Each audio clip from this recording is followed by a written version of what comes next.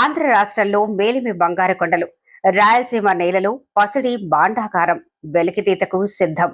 ఆంధ్రప్రదేశ్ ఇప్పుడు దేశ gold map పై ప్రత్యేక గుర్తింపు తెచ్చుకుంటోంది.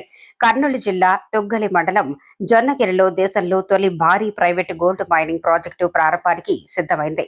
స్వాతంత్ర్యం తర్వాత ప్రైవేట్ రంగంలో ఏర్పాటవుతున్న అతిపెద్ద బంగారు గనిగా ఈ ప్రాజెక్టు ప్రత్యేక గుర్తింపు పొందుతోంది. దాదాపు 598 హెక్టార్ల విస్తీర్ణంలో అభివృద్ధి చేసిన ఈ ప్రాజెక్టులో ఇప్పటికే 13.1 టన్నుల బంగారు నిల్వలు గుర్తించారు. ప్రస్తుతం సుమారు 13,000 కిలోల బంగారం ఉన్నట్లు ధృవీకరించగా మొత్తం లీజు ప్రాంతంలో 50,000 కిలోల వరకు బంగారం ఉండే అవకాశం ఉందని నిపుణులు అంచనా వేస్తున్నారు.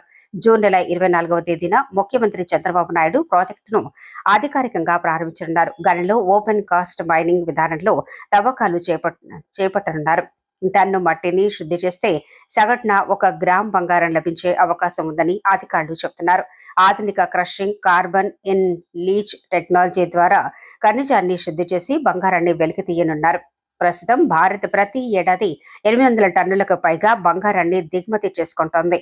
ఈ నేపథ్యంలో జొన్నగిరి ప్రాజెక్టు దేశీయ బంగారం ఉత్పత్తి కొత్త ఊపు ఇవ్వనుంది. ప్రారంభ దశలోనే ఏడాదికి 750 నుంచి 1000 కిలోల వరకు బంగారం ఉత్పత్తి చేసే సామర్థ్యం ఈ గనికి ఉందని అంచనా.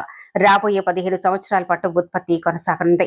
జొన్నగిరి విజయంతో రాష్ట్ర ప్రభుత్వం మరో 4 గోల్డ్ బ్లాక్లను వేలానికి తీసుకురావాలని ప్రణాళికలు సిద్ధం చేస్తోంది.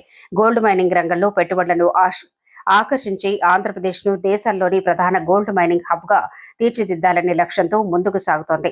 ఒకప్పుడు వజ్రాల గనులతో గుర్తింపు పొందిన రాయలసీమ ఇప్పుడు బంగారు గనులతో మరోసారి ప్రపంచ దృష్టిని ఆకర్షిస్తోంది. ఆంధ్రప్రదేశ్ కేవలం పెట్టుబడుల రాష్ట్రంగానే కాదు, దేశ బంగారు భవిష్యత్తుకు దిక్సూచిగా నిలిచే అవకాశం కనిపిస్తోంది.